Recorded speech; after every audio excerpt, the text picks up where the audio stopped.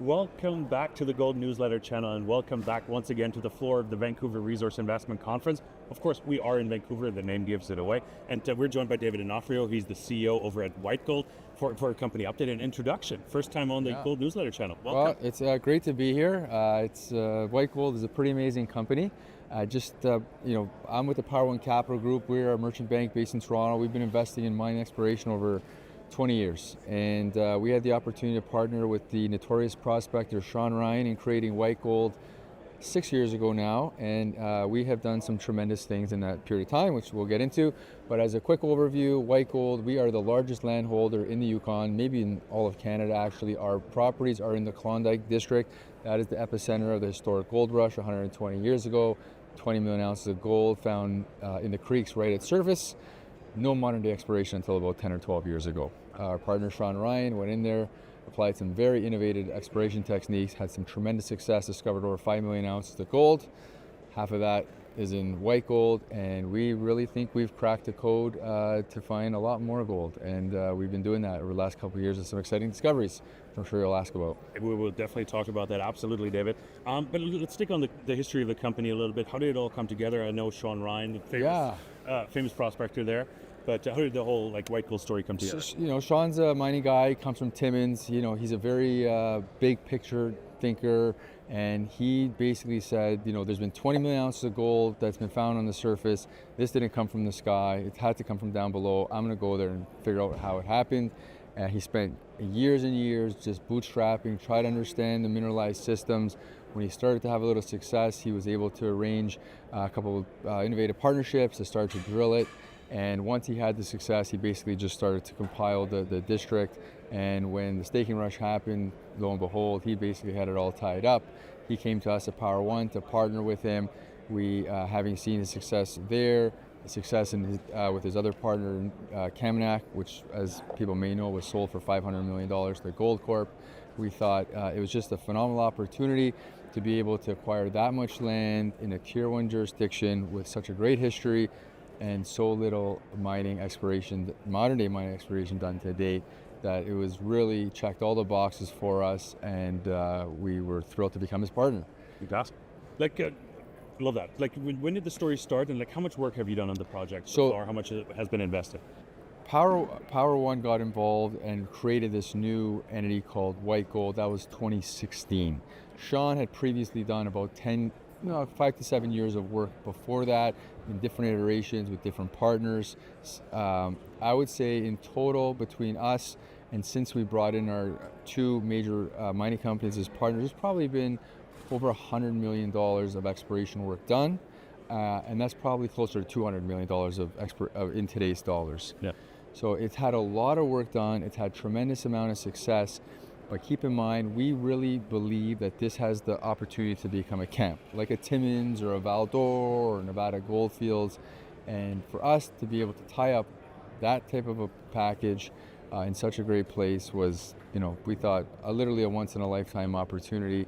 And through the work that we've done, where we've seen it lead to success, the other preparatory work that we're doing, we think we really cracked the code, and we're starting to see that more and more in some very exciting discovery success in the last few years. Absolutely. Just one of your last press releases was from the Betty Ford target.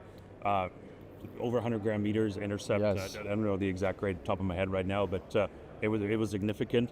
Other companies would have called this a massive discovery hole. I will also call it a massive discovery hole. And the irony is that property, that hole, is a company maker on its own. That's what I meant. That's the point I was trying to make. So it's a bit of a double-edged sword for us. We own so much, and sometimes people say, "Oh, you're confused. Where are you working?"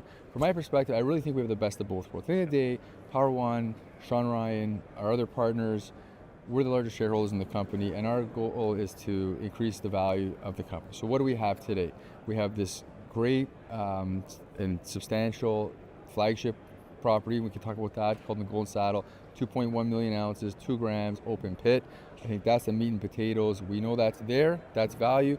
We think it's open in all directions, and we see some tremendous upside in that area. But we are explorationists. That is the exciting part of the business. That's why we do this. So every year, no matter what we have going on there, we are spending time and money to make bona fide new grassroots discovery. And this is what this Betty Ford discovery was. It couldn't have happened in a better place. It's at the southern end of our package. It's contiguous to Newmont's Coffee project. If you recall, that was originally Kaminak Resources. That discovery was taken out by Gold Corp. Gold Corp was then bought by Newmont. Newmont has been incredibly aggressive in drilling that every year since they've bought it. We're pretty excited to see what's happening there and see that continue to advance. Our Betty property is right along the same fault system.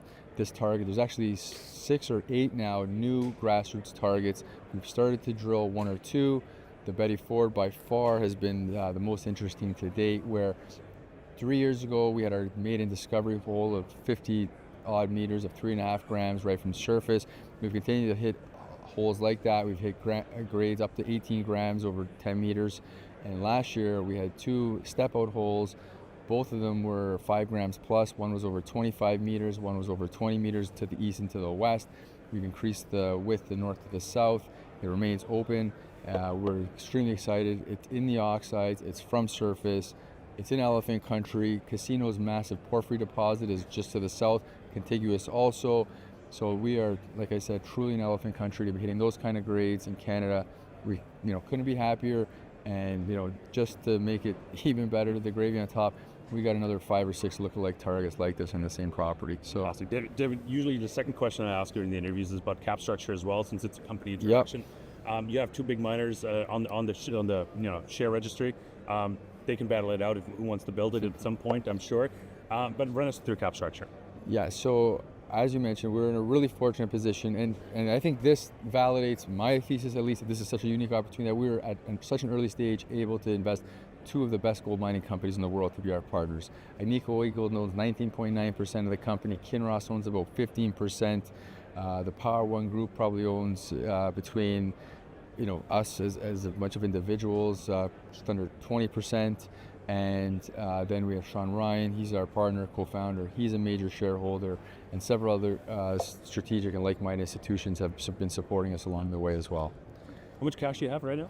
We're probably a little under $6 million. We financed right at the end of the year, which is enough to do what I think is going to be a very exciting and productive program. That's my next question is use of proceeds, of course, and let's talk about the plans for 2024. Yukon, you can only start drilling probably in June. Depends a bit on how much money you want to spend. You can always drill year round. That's right. Good point. Yeah, of course. But what are your plans? So I think this year, consistent with our last years, we sort of split up our budget into 3 buckets. One, we have our advanced stage deposits, where we're going to do a little bit of work there. We have our discovery stage and our grassroots project phase.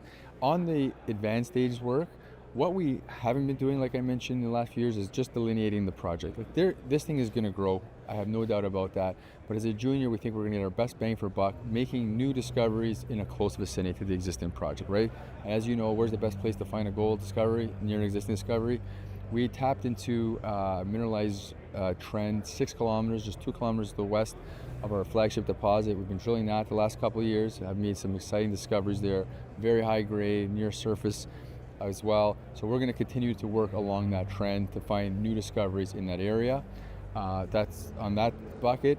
We're certainly going to be spending more time on our Betty project. We have the Betty Ford target. That's just these high grades are like a dream come true. Do some work on that, as well as some of these other targets. So we're in the process of finalizing these plans, but from a high level, I would expect that to be the case. And in our earlier stage plan, we actually have some really interesting targets we're going to work on this year as well. We have 2 big copper, gold, molybdenum porphyry targets that we've discovered in the last couple of years, just to the east of our Betty property, which is contiguous to Western Copper and Gold's big casino deposit. So these porphyries happen in clusters typically, so we're in the right geological setting for that.